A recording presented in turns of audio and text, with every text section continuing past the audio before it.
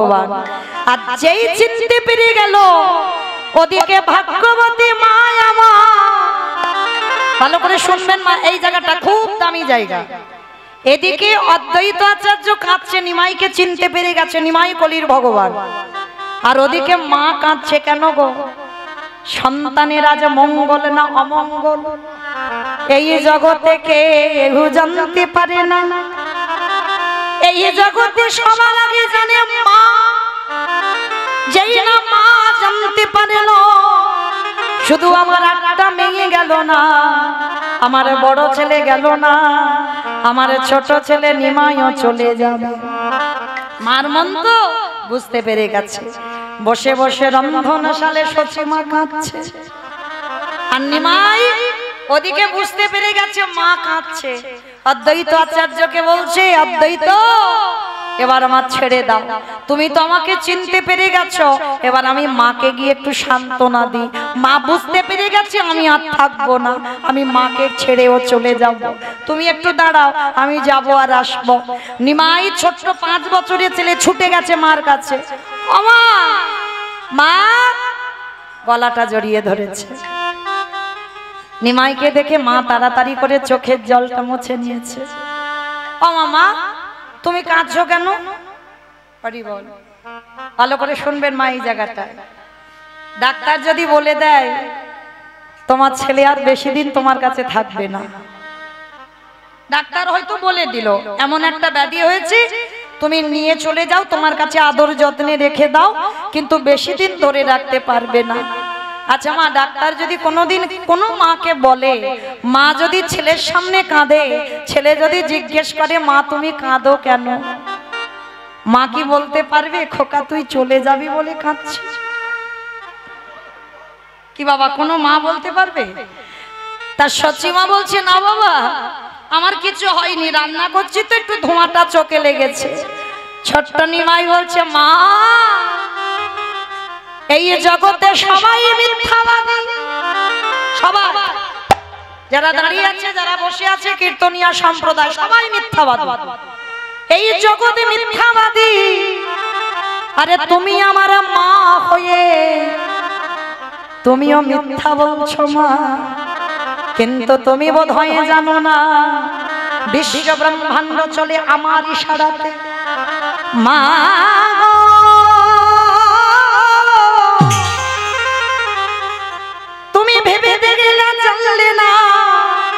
সব যদি আমার ইচ্ছাতে হয়, সব যদি আমার নখ দর্পণে হয়, তোমার কাঁদার কারণ কি আমি ভালো করে জানি।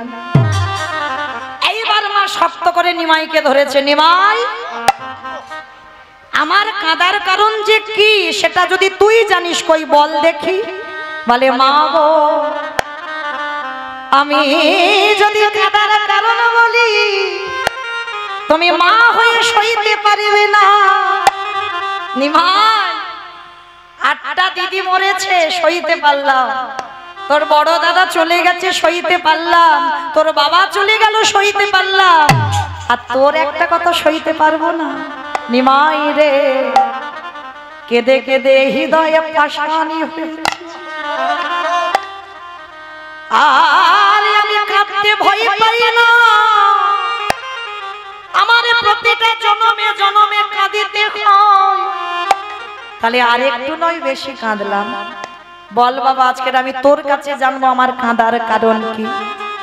মা তবে শোনো বলি, তুমি কাঁদছো, তুমি জেনে গেছো তোমার এই নিমাই যেদিনে 24 বছর বয়স হবে, তোমাকে কাঁদিয়ে সারা নদিয়াকে কাঁদিয়ে তার পরিবারকে কাঁদিয়ে এই জগতের কল্যাণের জন্য, সংসারে যখন অভাবে অনটনে দেখা দেয়, বাবা যেমন ভিক্ষার ঝোলা কাঁধে নিয়ে দাঁড়ে দাঁড়ে ভিক্ষা করে, এই কলির জীব হলো আমার সন্তান সম, তাদেরকে চেতনা দেওয়ার জন্য, এই কলির জগতের সন্তানের জন্য মা গো আমি 24 বছরে সন্ন্যাসী হব। এই কলির জীব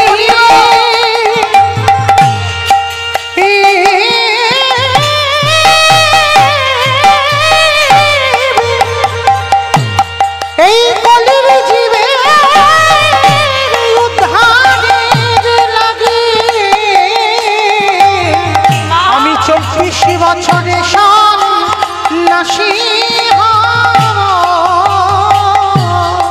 কিন্তু মা তুমি কেঁদো না মা, আমি কথা দিলাম সন্ন্যাসী হব বটে, কিন্তু আমি 3টে জায়গায় সর্বদা থাকবো। কোথায়? রাঘবের আলয়ে, ওগো নিত্যানন্দ নরতনে, আরে সচি মায়ের রন্ধনশালে। ও মায়েরা সবাইকে বলে যায় রন্ধনশালায় যখন ভগবানের জন্য রন্ধন করবে একবার সচি মাতাকে স্মরণ করো। কেন জানো? যদি সচি মায়ের মনোভাব নিয়ে রন্ধন করো, ওই রন্ধনশালায় আমার নিমাই দাঁড়ায়। কারণ মার কাছে প্রতিজ্ঞাবদ্ধ, মা গো আমি 3টে জায়গায় কোনোদিন ছাড়বো না। রাঘবের আলয়ে, নিত্যানন্দ নরতনে, সচি মায়ের রন্ধনশালে। আরো একটা জায়গায় পরে বলল, সেটা কি? শ্রীবাসের অঙ্গনে। হরি বল। শ্রীবাস সবাই হতে পারবে। হ্যাঁ, শ্রী মানে সুন্দর, বাস মানে ঘর। এই ঘর যারা সুন্দর হবে সেই ঘরে আমার ভগবান সর্বদা ভক্তদের সঙ্গে নিয়ে ওই নদীয়ার মাটিতে যেমন কীর্তন করত সেইভাবে শ্রীবাস অঙ্গনে কীর্তন করে। যার যেমন ভাব তার তেমনই না। যদি তোমার হৃদয়ে প্রেম ভক্তি থাকে, তুমি হৃদয়ে মাঝে যুগলে দেখতে পাবে।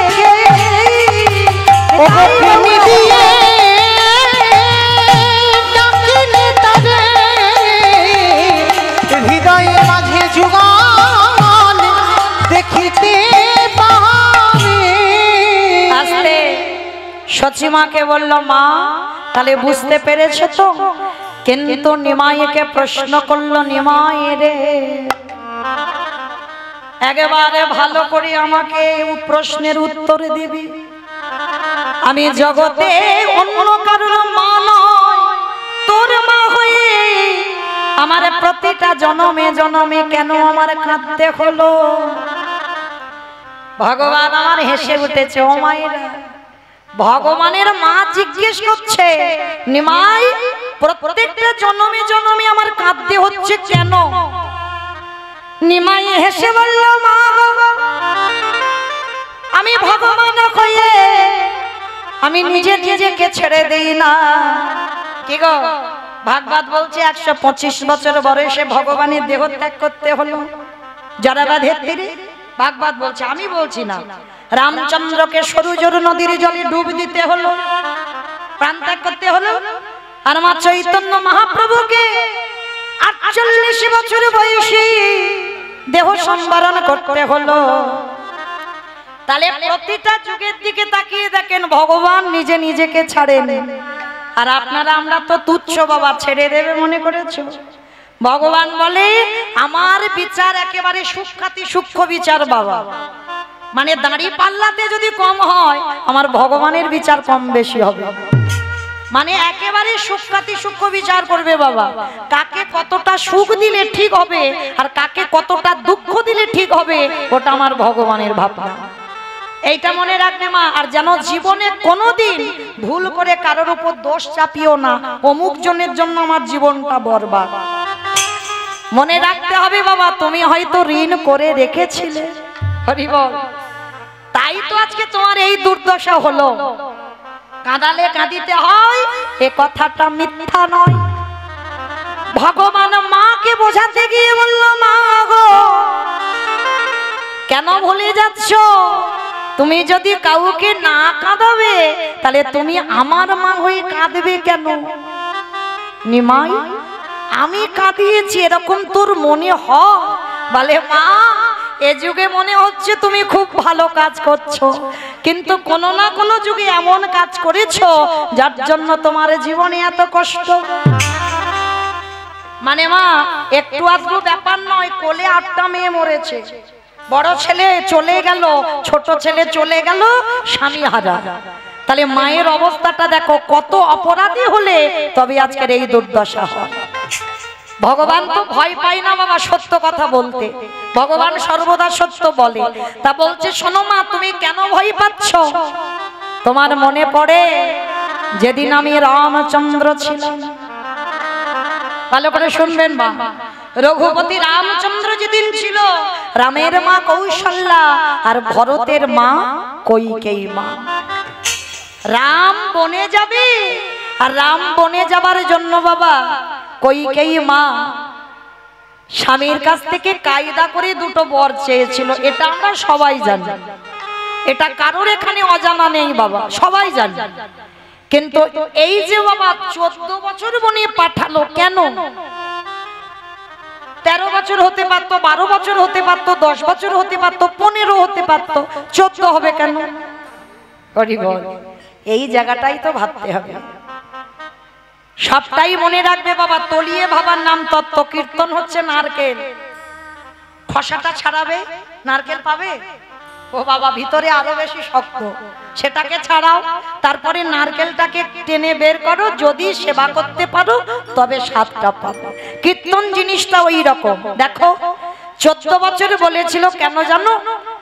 তখন সূর্য বংশে কোনো সন্তান সন্ততি ছিল না।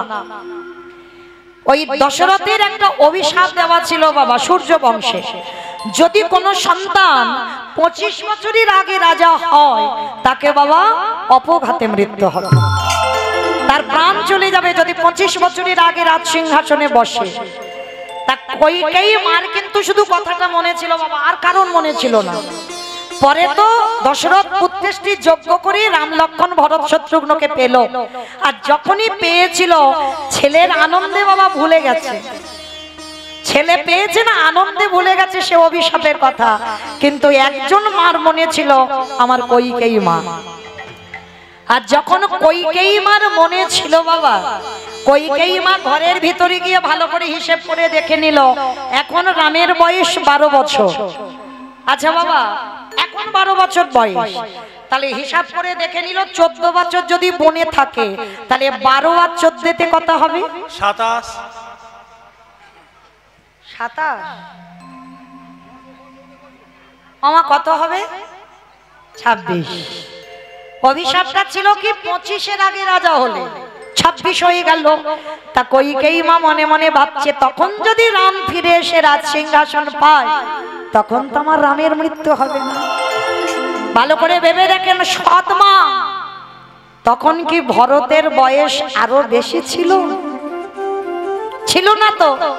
তাহলে কেমন মা দেখো, মনে মনে ভাবলো যদি মরতে হয় আমার ভরত মরুক, ও আমার ছেলে, কিন্তু আমার রাম যেন ভালো থাকে। এই কথাটা কেউ জানলো না, শুধুমাত্র তোমার রাম জেনেছিল। তিনি তো ভগবান, তিনি সবটাই জানত।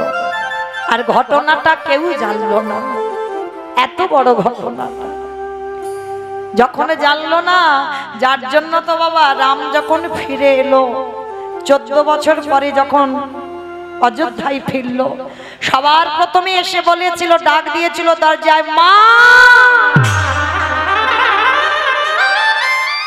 তাহলে মা বলে ডাকলে বাবা কে আসবে? নিজের মা তো আসবে। কৌশল্যা, কৌশল্যা ছুটে এসেছে, খোকা আমি এই তো না মা, তোমায় ডাকি। সুমিত্রা মা এসেছে, খোকা আমি এই তো তোর মা, আমি তোমায় ডাকি। তাহলে কাকে ডাকছিস বাবা? বলে আমার কইকেয়ী মা কোথায়? যে মা তোকে 14 বছর বনে কাটাতে বললো, যে মা তোকে এত জ্বালা দিল, যন্ত্রণা দিল, কষ্ট দিল, ব্যথা দিল, বেদনা দিল, আর আজকে এসে তুই সেই মাকে খুঁজছিস। রাম তো তখনও বলতে পারিনি যে কেন কইকেয়ী মাকে খুঁজছে। কইকেয়ী মা হলো ভজনের পথে এগিয়ে দেওয়ার মা। কারণ রামচন্দ্র 14টা বছর সন্ন্যাস ধর্ম পালন করেছিল, একটা দিন অন্ন সেবা করেনি। সন্ন্যাস এমনি নয়, খুব কঠিন বাবা সন্ন্যাস। রামচন্দ্রের চরিত্র যারা শুনবেন, এই যত জগতে ছবি আছে দেখবেন রামচন্দ্রকে গেরুয়া বসন পরে থাকতে দেখা যায়, আর আদৌ নয়, গ্রন্থটা বলছে না। রামচন্দ্র কোনোদিন গেরুয়া বসন পরেছিল না। রামচন্দ্র বনবাসে কি পড়েছিল জানো? গাছের ছাল, গাছের ছাল পড়েছিল। শয়ন করত ভূমিতে, আহার করত গাছের ওই ফল। 14টা বছর একেই বলে সন্ন্যাস। রামচন্দ্রের এত ত্যাগ ছিল পিতৃসত্য পালনের জন্য। আজকের বাবার কথা রাখতে কেমন কাজ করেছিল, এটা তো উপলক্ষ। কিন্তু কইকেয়ী মা জানতো রামের সন্ন্যাসটা দরকার। ভজন পথে এগিয়ে দেওয়ার মা। আর মনে রাখতে হবে, যে মা কৃষ্ণ ভজনে বাধা দেয় সেই মাকে ত্যাগ করা বাঞ্ছনীয়। যে গুরুদেব কৃষ্ণ ভজনে বাধা দেয় সেই গুরুকে ত্যাগ করা বাঞ্ছনীয়। যে দাদা ভাইকে কৃষ্ণ ভজনে বাধা দেয় সেই দাদাকে ত্যাগ করা বাঞ্ছনীয়। এটা আমার কথা নয় বাবা, আপনারা খুঁজে পাবেন। দেখেন, বিভীষণ রাবণকে ত্যাগ করেছিল, করেছিল কি না? আবার শুক্রাচার্যকে ত্যাগ করেছিল কে? বলি মহারাজ। শুক্রাচার্য কি জানতো না বামন ভগবান? জানতো তো। তাহলে জেনে শুনে কেন বাবা বাধা দিচ্ছিল বারবার? যখন জানতে পেরেছিল তখনই তো বলি রাজা বলেছিল, যে গুরুদেব জেনে শুনে কৃষ্ণ চরণে পাঠাতে চাই না সে গুরুদেবকে ত্যাগ করে দেওয়া ভালো। নিতাই গৌর হরি বল, হরি বল, হরি বল। আর যে মা কৃষ্ণ ভজনে বাধা দেয় মাকে ত্যাগ করো। ভরত মা কইকেয়ী মাকে ত্যাগ করে দিয়েছিল। কোনদিন মাকে মা বলে ডাকতো না। রামকে বনবাসে পাঠাবার অপরাধে বিধান দিয়ে দিল। তাহলে আজকে লক্ষ্য করে দেখেন বাবা, সেই রাম ফিরে এসে প্রবেশ করলো ওই কইকেয়ী মার কাছে। আর কইকেয়ীকে কারাগারে রাখা হয়েছিল। কেঁদে কেঁদে কইকেয়ীর শেষ পরিণতি অন্ধ, চোখে দেখতে পায় না। যখন অন্ধ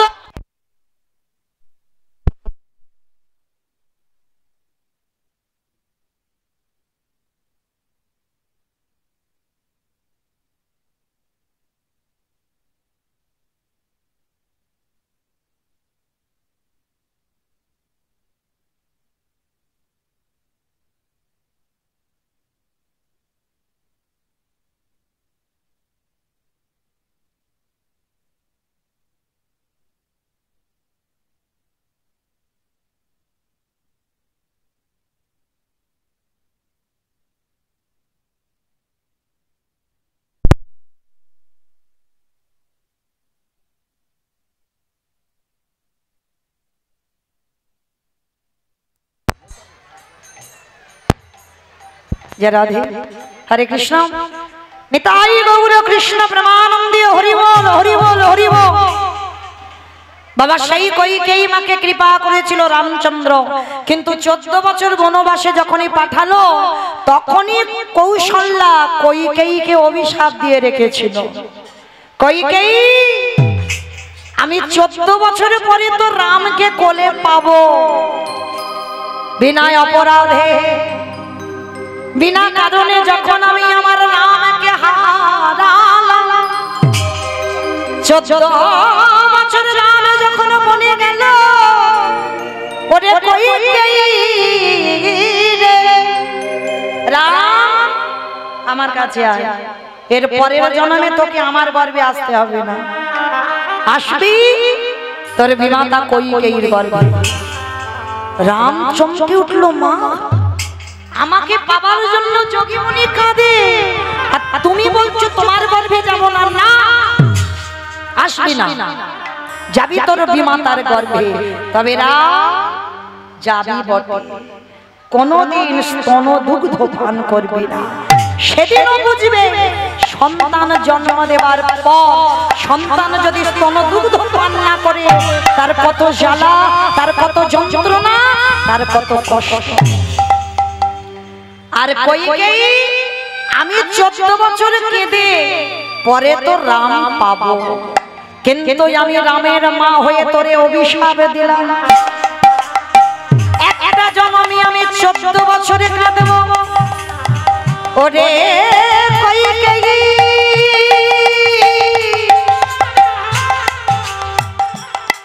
এর পরের জন্মে যত সন্তান জন্ম দিবি একটাও সন্তান তোর কোলের কাছে মা বলার মতো থাকবে না।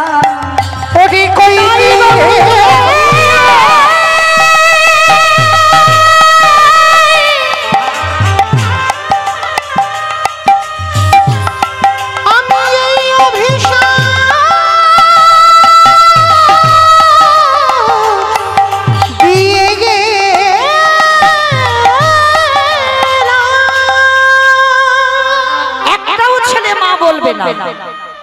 সেই কইকেই পরের জন্মে হলো বাবা দেবকী মা। প্রথম কংসের কারাগারে 6টা সন্তান কংস মামা একটা একটা করে মারল। সপ্তম গর্ভ নাশ হলো, কিন্তু নাশ নয়, রোহিণীর গর্ভে চালনা হলো বলরাম। অষ্টম গর্ভে কৃষ্ণ এলো, জন্ম নিতেই বাবা বসুদেব নিয়ে চলে গেল। রইল দেবকী মার কাছে কেউ রইল না, একটাও সন্তান রইল না। তাহলে সেই কইকেই পরের জন্মে দেবকী, আর ওই দেবকী তার পরের জন্মে হলো কি গুন্ডিচা মা। যারা জগন্নাথ ধাম পুরী ধাম যাবেন উড়িষ্যা, গুন্ডিচা মা হয়ে একটা নয়, দুটো নয়, তিনটে নয়, 18টা ছেলের মা হলো। হিসেব করে রাখবেন, রামকে 14 বছর গুনে দেওয়ার অপরাধে কিরকম ডবল ডবল হয়ে টাকা কিরকম শুধু আসলে বেড়ে যাচ্ছে। 14 বছর কৌশল্যা কাঁদলো, আর কৌশল্যার অভিশাপে দেখো কি হলো। তাহলে প্রথমেই 8টা, দ্বিতীয় জন্মে 18টা। আর আপনারা যারা যাবেন জগন্নাথ ধাম পুরী ধাম, 18 নালা দর্শন করতে হবে বাবা, কিছু করো না করো 18 নালাটা দেখতেই হবে। তো বাবা এই 18 নালাটা দর্শন করি, তারপরে জগন্নাথ দর্শন করতে পারবে। তাও আবার সরাসরি নয়, আগে আমার গরুর ধ্বজস্তম্ভটাকে দেখতে হবে, প্রণাম করতে হবে, তারপরে অনেক কিছু নিয়ম আছে। অনেক অনেক ভক্ত আছে দেখবেন বাবা, মানে 1 সপ্তাহ টুরে 3 দিন 4 দিন যদি পুরীতে থাকো, তো 4 দিন পুরী সমুদ্রে আগে ঢেউটা খাবে, তারপরে জগন্নাথ দেখবে। কিন্তু জগন্নাথ দেখে যে স্নান হবে না, আগে স্নান হবে, আগে একটু আনন্দ টানন্দ হয়ে যাক তারপরে। তাও আর কি মনে রাখতে হবে মা, সরাসরি তো জগন্নাথ দেখা নয়, আগে 18 নালা দেখো, এটা নিয়ম বাবা। গাড়িটা যায় 18 নালার উপর দিয়ে, কিন্তু সবাইকে আর বুঝতে পারি বা জানতে পারি না। কিন্তু যাদের বলে দিচ্ছি তারা অবশ্যই করে মানবেন। আগে 18 নালাকে প্রণাম করবেন, তারপরে গরুর ধ্বজস্তম্ভ জগন্নাথের সামনে আছে তাকে প্রণাম করবে, তারপরে সাক্ষাতে জগন্নাথ দর্শন করবে, পরিপূর্ণ ফল পাবেন। তারপর এই যারা গেছেন, তাহলে ওটা গুন্ডিচার 18টা সন্তান, হরি বল। তাহলে প্রথমে 8টা, দ্বিতীয় জন্মে 18টা, মাইনা কত হলো গণনা চলছে, হরি বল। তাহলে হিসাবগুলো করে রাখবে কটা গেল। দেখো রামকে 14 বছর বনে পাঠাবার অপরাধে, তাহলে প্রথমে জন্মে হলো দেবকী, দ্বিতীয় জন্মে হলো গুন্ডিচা, তৃতীয় জন্ম কোথায় হলো এই নদিয়ার মাটিতে নীলাম্বার চক্রবর্তীর কন্যা সচী মা হয়ে, ওই সচী ঠাকুরানী নাম নিয়ে নদিয়ার মাটিতে জন্ম নিল। প্রথমে 8টা মেয়ে হলো, অদ্বৈত আচার্যের প্রণামে দেহ রাখলো। নবম গর্ভে বিশ্বরূপ এলো, সন্ন্যাসী হলো। দশম গর্ভে নিমাই এলো, 24 বছর বয়সে সন্ন্যাসী হলো। তার মা বলার মতো কেহ রইল না, তার মা বলার মতো কেহ রইল না। তাহলে মায়েরা ভালো করে আস্বাদন করেন। সেই নিমাই প্রতিজ্ঞা করলো, মা তুমি কেঁদো না, আমি কথা দিলাম, আমি তোমার চরণ ছুঁয়ে প্রতিজ্ঞা করলাম, যতবার আমি যেখানে যাই না কেন তোমার কাছে আমি থাকবো। যদি রন্ধনশালায় প্রবেশ করে, যদি নয়ন জলে একবার নিমাই নিমাই বলে ডাকো, আমি পৃথিবীর যেখানতে থাকি না কেন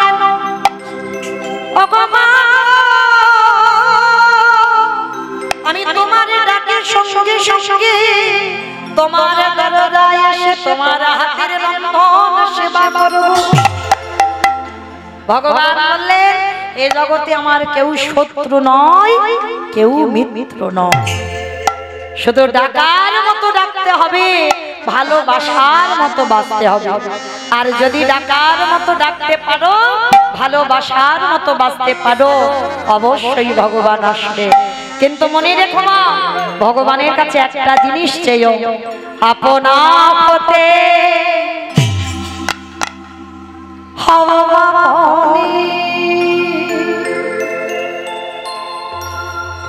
যা দেখো না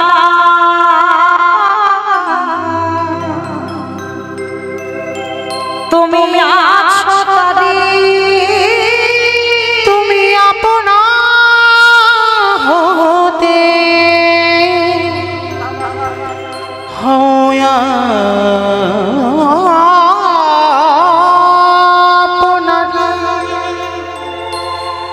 যারে কে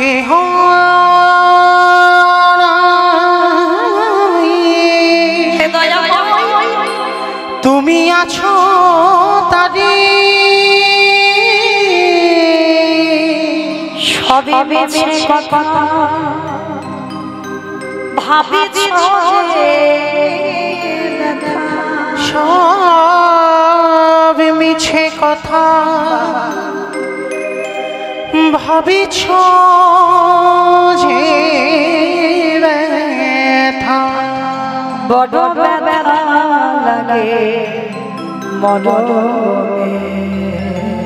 কেন বঞ্চিত হব চরণে, কেন বঞ্চিত হব চরণে।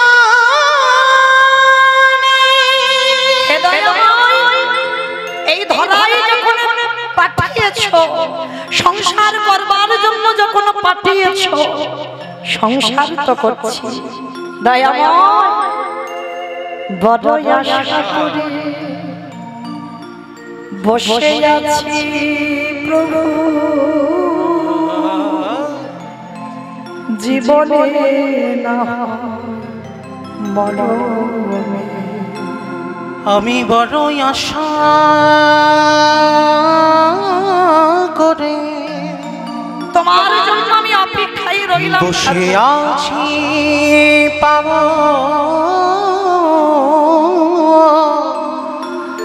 জীবনে না হয় মরণে, কেন বঞ্চিত হব চরণে, কেন বঞ্চিত হব চরণে। পথের ধুলায় অন্ধ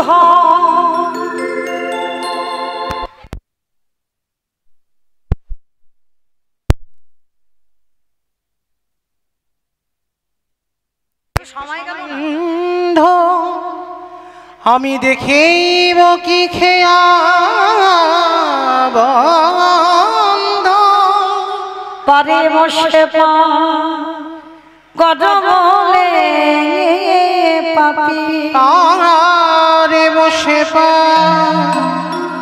করবলে পাপি, কেন ডাকো দিন শয়নে, কেন বঞ্চিত হব চরণে, কেন বঞ্চিত হব চরণে। এই ভালোবাসাটা শিখতে হবে গো। ভালোবাসাটা জানতে হবে। ঠিক ঠিক যদি ভগবানকে ভালোবাসতে পারো, আমাদের তো সেটাই বড় অভাব বাবা। ভালো সবাই বাসি, কিন্তু একেবারে ভগবানের চরণে আত্মসমর্পণ নয়। এইটা খুব দামি কথা মা, লক্ষ্য করবেন। মানে কোনো সংকোচ রেখে ভগবানকে ভালোবাসতে হবে না, একেবারে নিঃসংকোচে ভালোবাসতে হবে। অহেতুকি প্রেম দরকার, হেতু নয় বাবা। আমার কিছু লাগবে, সেটা হেতু আছে। আর ভগবানকে ভালোবাসতে গেলে হেতু লাগবে না, হেতু ছাড়া ভালোবাসতে হবে, তবেই তুমি পাবে। জানো, মনে পড়ে গেল একটা স্কুল মাস্টারের কথা। মাস্টারি করে বাবা প্রত্যেক দিন সকালবেলা। মাস্টারি করলে কি হবে, অনেক অনেক এখানেও আছে অনেক অনেক ভক্ত, সংসারী ভক্ত, সাধুগুরু বৈষ্ণব পদ অবলম্বন করেন, কিন্তু বাবা তাদের একটা অভ্যাস আছে। সকালবেলা উঠলো, বাসি কর্মগুলো সেরে বাবা আগে স্নান করে ভগবানের তুলসী গাছে জল দেওয়া, ভগবানকে সেবা পূজা করে দোকান হোক ব্যবসা হোক যাওয়া। অনেক ভক্ত আছে, তাদের উদ্দেশ্যে এই কথাটা একটু মন দিয়ে শোনো। তা একজন স্কুল মাস্টার, স্কুলের হেডমাস্টার, তা স্কুলের হেডমাস্টার প্রত্যেক দিন সকালবেলা বাবা ভাগবত পাঠ করে, ভোর ভোর ওঠে, ব্রহ্ম মুহূর্তে। এটা নিত্য স্কুল মাস্টার করলে কি হবে বাবা, ভাগবত পাঠ একটা দিন বন্ধ হয় না। তার সকালবেলা ব্রহ্ম মুহূর্তে উঠে স্নান টান সেরে নিজ কর্ম করে ভাগবত পড়তে বসে। আর ভাগবত আসর থেকে উঠে তারপরে সময় হয়ে গেলে স্কুলে চলে যায়, কাছাকাছি স্কুল চলে যায়। সেই দিন বাবা স্কুল পরিদর্শনে বাবা ইন্সপেক্টর আসবে। আর ইন্সপেক্টর যখন আসবে সেখানে কি হবে বাবা, স্কুল তো ঘুরে ঘুরে দেখাতে হবে কোথায় কি আছে, সেটা তো হেডমাস্টারই দেখাবে। তা আগে থেকে কথাবার্তা হয়ে আছে যে স্কুল পরিদর্শনে আসবে সেদিন মাস্টারকে আসতেই হবে। আর সেই দিন বাবা হেডমাস্টার উঠে কি করেছে, সকাল সকাল ভাগবতটা নিয়ে বসেছে। আর ভাগবত পড়তে পড়তে এমন ডুবে গেছে বাবা, সে আর ঘড়ি দেখার টাইমটা নেই। রাধে, এটা হয় বাবা, কার হয় জানি না, আমার হয়। এই পরশুদিন বাবা গান আমার ছুটি ছিল, মানে ক্যান্সেল হয়েছে, একজনের ঠাকুমা মরে গেছে, বাড়িতে ছিলাম। আমার ছেলেটা খুব একটা ভালো নয়, একটু অসুস্থ, জন্ডিস হয়েছে, তো একটু শরীরটা খারাপ। তো ভালোই হয়েছিল, বাড়িতে ছিলাম। তো বাড়িতে থেকে বাবা ওই 7:30 8টার সময় আমার এখানে দেবুদারা আছে, ওনারা জানে, আমার বাড়িতে গিয়েছিল। আমার দোতলায় একটা গ্রন্থ ঘর আছে, তো সেইখানে গিয়ে বাবা পড়তে বসেছি। আর পড়তে বসে 7:30টায় বসেছি, 11টা বাজে। আমার খেয়াল ছিল না যে আমার ছেলেটাকে টাইমে খেতে দেব, মনে ছিল না।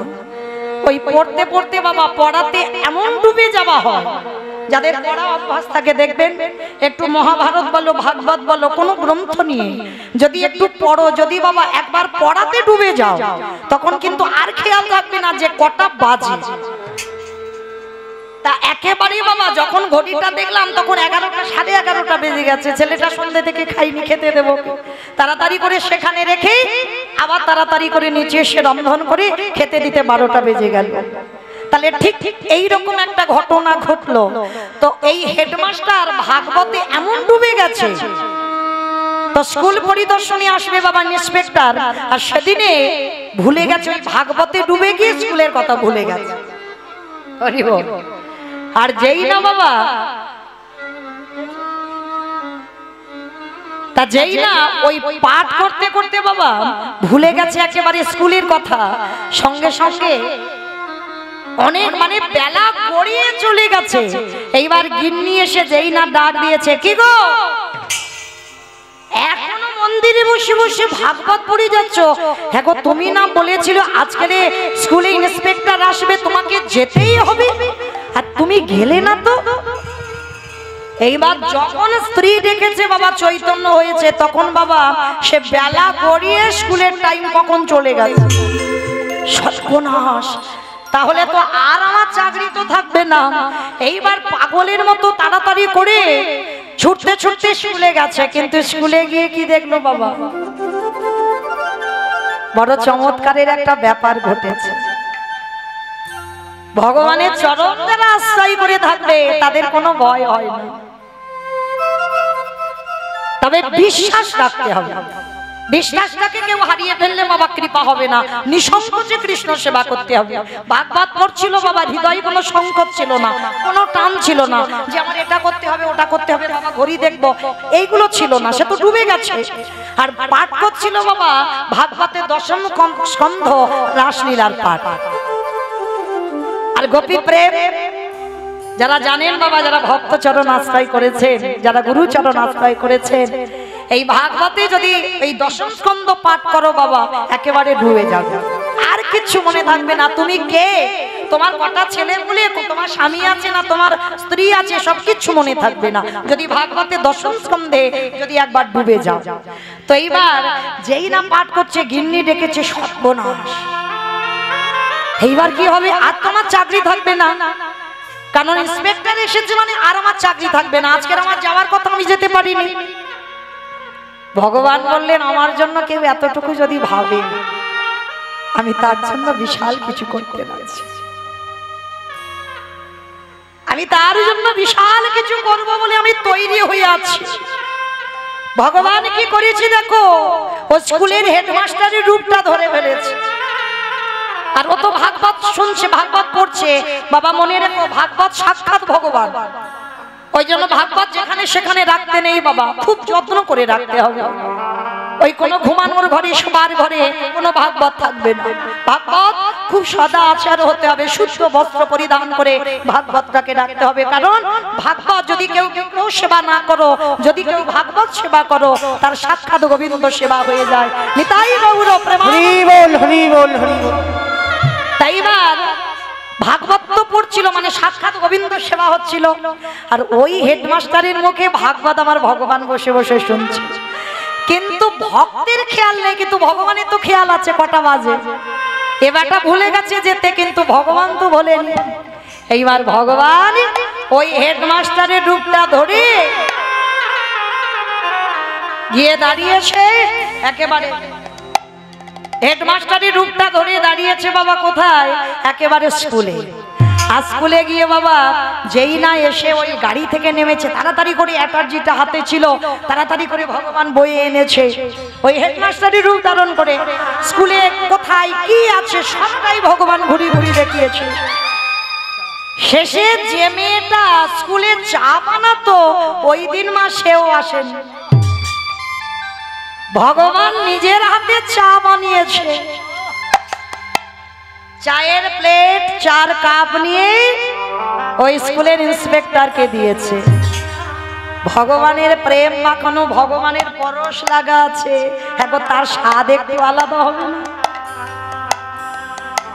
আমারে ভগবান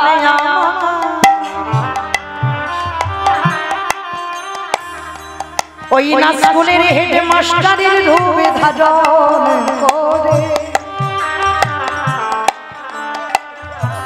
ওই চায়ের প্লেট আর কাপটা নিয়ে যেই না দিয়েছে,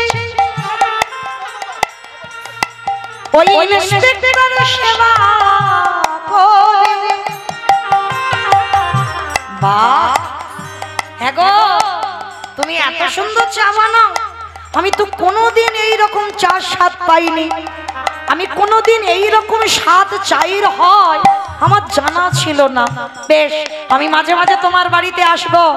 কি গো ভাই, একটু মাঝে মাঝে চা বানিয়ে আমার খাইও, কেমন? ঠিক আছে, তাই হবে, আমি নিজের হাতে চা বানিয়ে খাওয়াবো। ওই ইন্সপেক্টর এঁঠো চায়ের কাপটা হেডমাস্টারের হাতে দিয়েছে।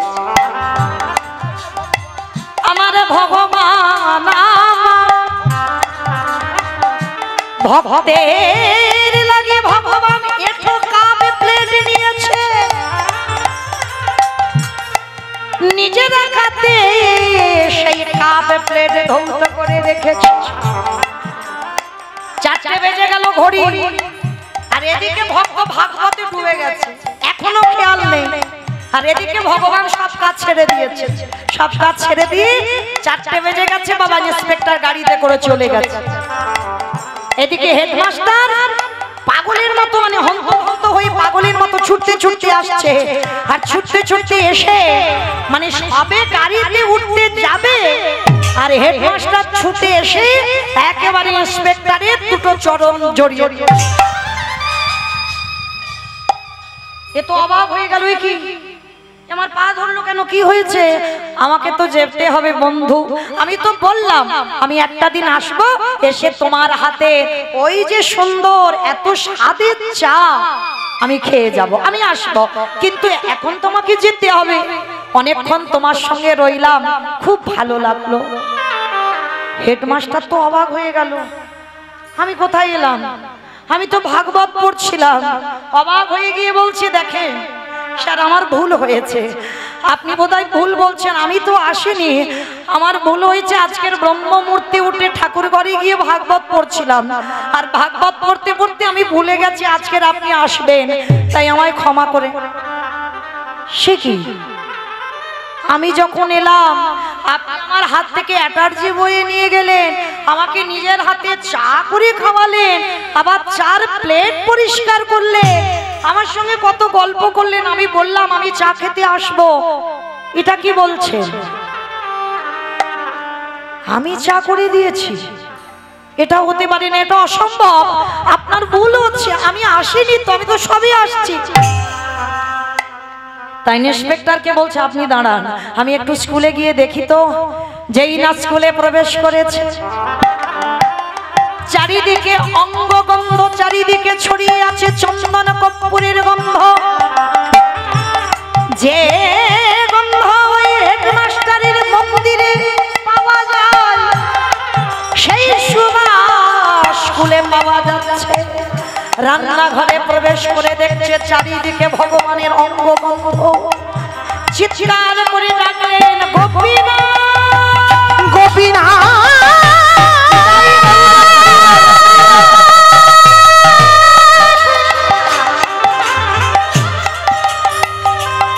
ও গো দয়াময়,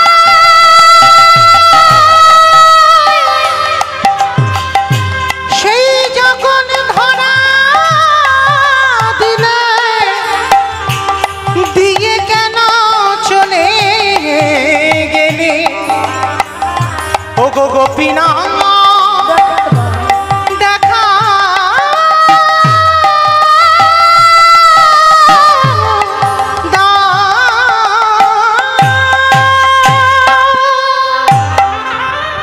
আমি ভক্তবার ও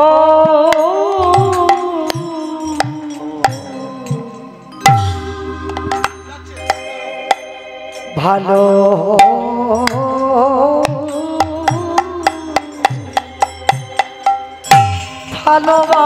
ভালোবাসি, আমি যে ভক্ত নিতাই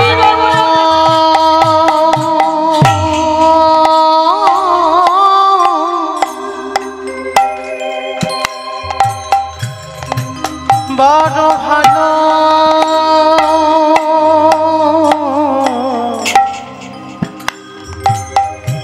ভালো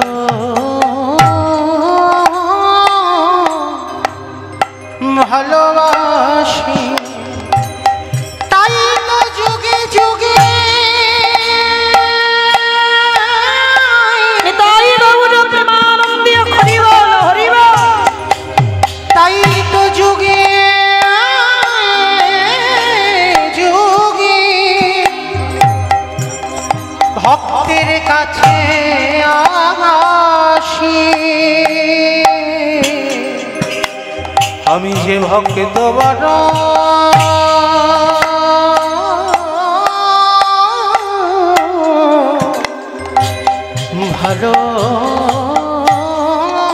ভালোবাসি।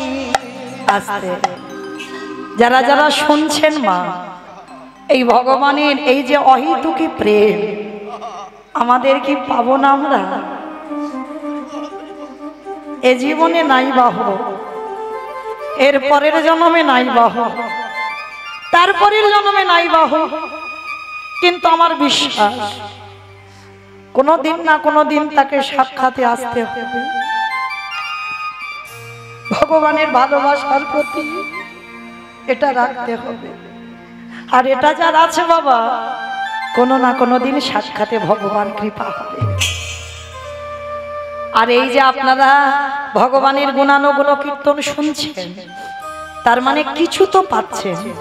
আর কিছু পেতে গেলে মা কিছু দিতে হয়, অবশ্যই করে দিতে হয়। শুধু এখানে বলে নয়, প্রতিটা হরিবাসরে।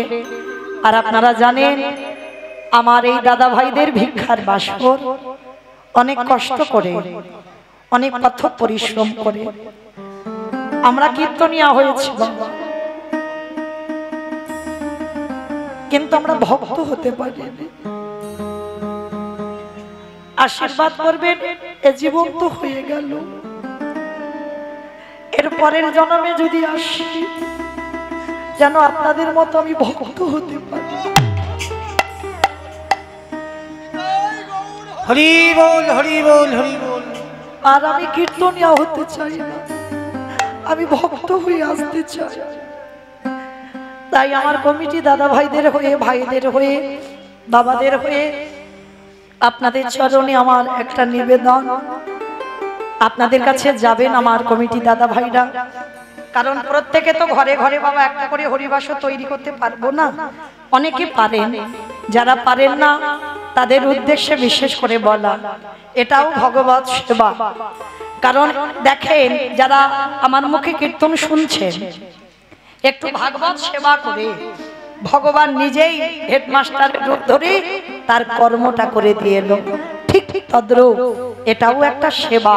আপনারা সবাই যখন এসেছেন হরিবাসরে, একেবারে নিঃসংকোচে, নির্দ্বিধায়, কোনো মনের ভিতরে দ্বিধা নয়, কোনো সংকোচ নয়, শুধুমাত্র জানবেন এটা আমার গোবিন্দ চরণে দিলাম, এইটা দিয়ে আমার গোবিন্দ সেবার কাজে যেন লাগে।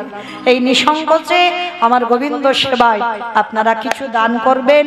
আমার দিদি ভাইরা, দাদা ভাইরা, ভাইরা, বাবারা যাচ্ছেন, যার যেমন সামর্থ্য আছে। আমি বলে দিচ্ছি না যে এত এত দিতে হবে, যার যেমন ক্ষমতা। তবে মা চেষ্টা করো যেন ওই ঝনঝন আওয়াজটা না হয়। কেমন বুঝছো তো আমি কেন বললাম? ঝনঝন আওয়াজটা যেন না হয়, সেরকম ভাবে একটু দেবে। অনেক বড় বড় ব্যবস্থা করব। তো যাই হোক, যারা দান দেবেন ধ্যানটা কিন্তু কীর্তনে রাখবেন। কেমন? এক মন থেকে যেন দু মন হয়ে না যায়, আর হয়ে গেলে বাবা কিছু বুঝতে পারবেন না। আর প্রত্যেকের কেউ উঠবেন না, প্রত্যেকের কাছে আমার এই দিদি ভাইরা, দাদা ভাইরা যাবেন, প্রত্যেকে দেবেন। কেমন? আর গোবিন্দ এই যে বললাম, কিছু পেতে গেলে কিছু দিতে হয়, দিতে হবে, 1 টাকা হলেও দেবে। কেমন? নিতাই গৌর প্রেমানন্দে হরি বল, হরি বল, হরি বল। তাহলে চলেন, বিশ্বাসে মিলায় বস্তু তর্কে বহুদূর, বিশ্বাস থাকলে ভগবত কৃপা লাভ হয়। তাই আমার চৈতন্য মহাপ্রভু নিতাই চাঁদকে বলছে, দাদা চলো চলো চলো চলো, আর দেরি নয়, আর দেরি নয়। এই পতিদিনীর উদ্ধার করবার জন্য নিতাই যারে দেখে তারে বলে হরি বল। দন্তে তৃণ ধরি ধরি রে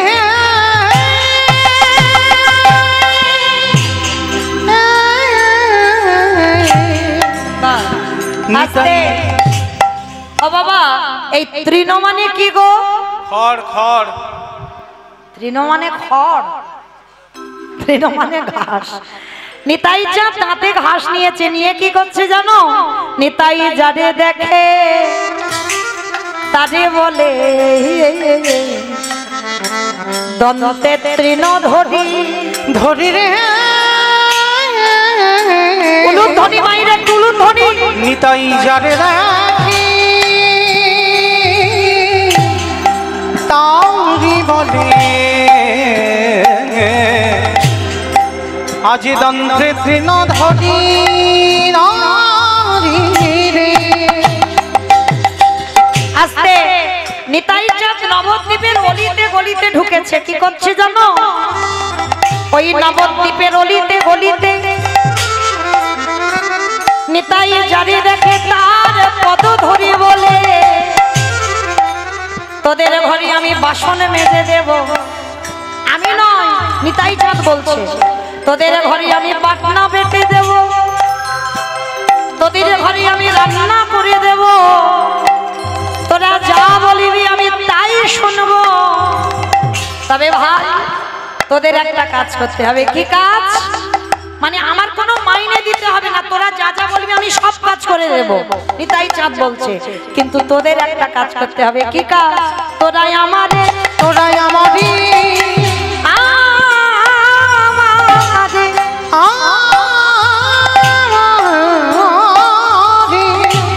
তোরা কিনে গেলাম ওই মাইনে দিতে হবে না, তাহলে সব কাজ করে দেব। তোদের কি করতে হবে? বলো গৌর হরি নিতাই হরি রে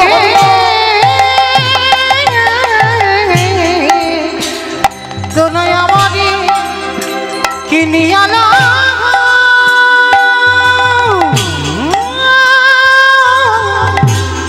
একেবারে বলো হরি হরি হরি। নিতাই চাঁদ এসেছে। আমার এই জায়গাটার নাম কি? মৌশাল। বেশ, আমার নিতাই চাঁদ আপনাদের মৌশালে এসেছে। এসে কি করছে জানো? পাইকারি পাইকারি পাইকারি পাইকারি আছে। আচ্ছা মা, জমি থেকে যখন সবজি তুলে একসঙ্গে দেওয়া হয় এক জায়গায়, তাকে কি বলে বাবা? সেল বলে, সেল। তাকে নাকি সেল বলে। কি বলে মা? পাইকারি। বাস, পাইকারি। মানে নিতাই চাঁদ আপনাদের মৌশালে এসে কি করছে জানো? পাইকারি পাইকারি বলি, পাইকারি বলি, পাইকারি। একটা কথা বলছে বাবা, দুটো মানে হচ্ছে, একটু অনুভব করেন। কীর্তন তো একটু তলিয়ে যেতে হবে। পাইকারি, আমি পাইকারি। একটা হচ্ছে পাইকারি দেওয়া, আর একটা হচ্ছে পাইকারে। পাইকারি এই হরিনাম দেব পাইকারে। হরিনাম দেব পাইকারি। একটা পাইকারি মানে একসঙ্গে দিচ্ছে, আর একটা পাইকারে মানে মৌশালে এসে নিতাই চাঁদ মাথাতে হরিনামটা নিয়ে ঘুরে ঘুরে বেড়াচ্ছে। কোথায় দি কোথায় দি কোথায় দি কোথায় দি হইছে দোকানে দোকানে দোকানে দোকানে। পানের দোকান, সবজি দোকান, মুদিখানা দোকান, স্টেনারি দোকান। ওমা কোন দোকানে দিল? ফুচকা দোকানে। কোথায় দিল বাবা?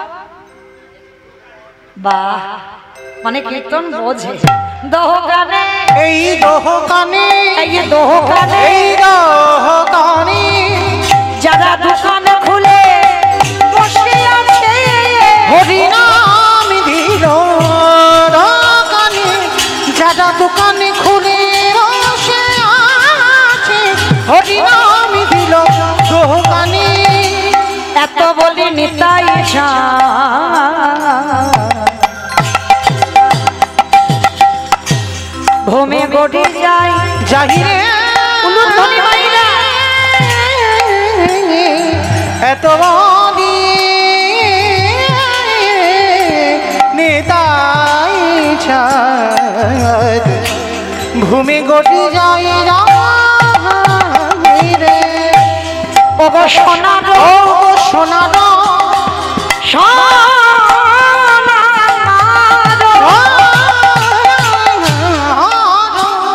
পর্বত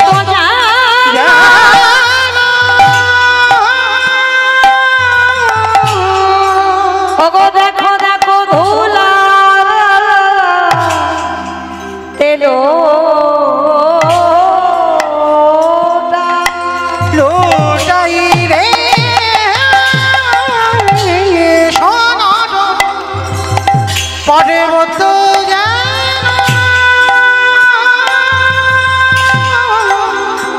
ধুলাতে লোটাই লোটাই। তোরা কে কি নিবি তোরা কি নিবি আই। আবারও দুটো মানে হচ্ছে, দেখেন।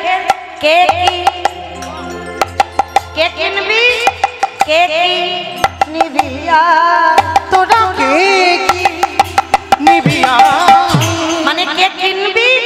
তোনাকে কি নিবিয়াই, তোনাকে কি নিবিয়াই, ওই না গোলকে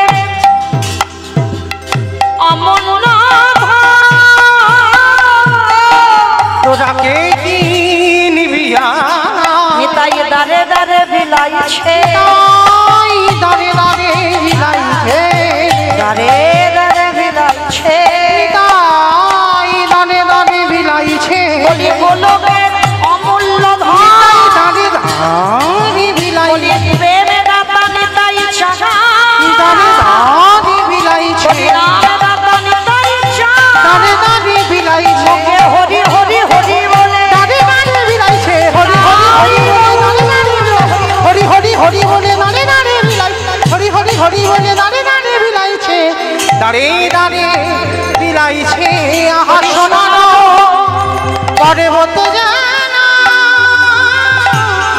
আজি ধুলাতে লুটাই লুটাই, ধুলাতে লুটাই, হেন অবতারে যার রতি না জন্মিল, যারে রতি না জন্মিল, দাসিল চন বলে সেই পাপী, এত কিছু দয়াল নিতাই চাঁদ করেও যদি আমার হরি নামের রতিটা না জন্মায়, দাস লোচন বলে সেই পাপী শুধু এলো আর দাসিল বাবি এলো গেল, দাসিল জানে বলে সে পাপি এলো গেল রে, লোচন বলে সেই পাপি এলো গেল রে, লোচন বলে সেই পাপি এলো গেল রে, হরি বল হরি বল হরি বল, এলো রে গেল রে, দাস লোচন বলে সেই পাপি। জানি তাই চলুন এবার একটু বৃন্দাবনে যাই। আজকে সবাই মিলে এতক্ষণ রইলাম, মা একবার বলেন তো গৌর সুন্দরে কি ধ্বনিটা হলো কি, এটাও জয়, মানে ভক্ত একেবারে ডুবে গেছে, আমি কি বলছি ওদিকে খেয়াল নেই, মানে জয় দিতে বললাম বলে দিল জয়। আচ্ছা দেখি হাত দুটো তোলো দেখি একবার সবাই, সবাই যাদের যাদের আছে তোলো, যাদের নাই বলবো না। আমার মাঝখানটা এরকম ধসে গেছে কেন? এই ধসা রোগটা ভালো নয়, তোলো সবাই যারা দাঁড়িয়ে আছেন, আমার দিদি ভাই ভাইরা বাবারা যারা যারা দাঁড়িয়েছেন চরণ ধরে সবাই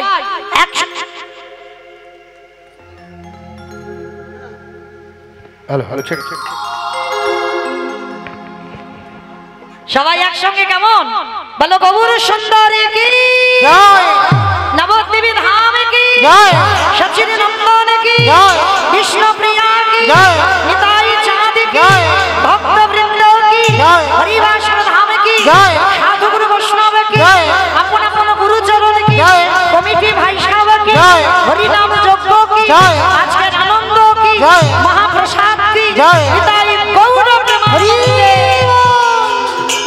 বাহ, আমার হাতটা একটু ব্যথা হলো না, কিন্তু একটা ব্যায়াম হলো, তাই না?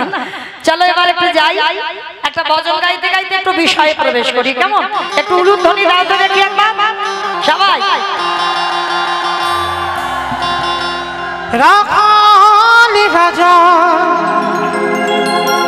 বনে রে কোথায় বৃন্দাবন,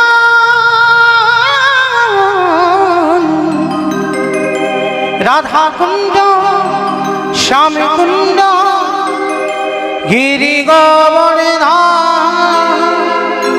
রাখালি রাজা বনে রে কোথায় বৃন্দাবন, রাধা কুণ্ড শ্যামে কুণ্ড গিরি গোবর্ধন, রাখালি রাজা বলে দে কোথায় বৃন্দাবন, রাধা কুণ্ড শ্যামে কুণ্ড গিরি গোবর্ধন, ওই ভাগ্যবতী শ্রী যমুনা উজানে বয়ে যায়, কেশি ঘাটে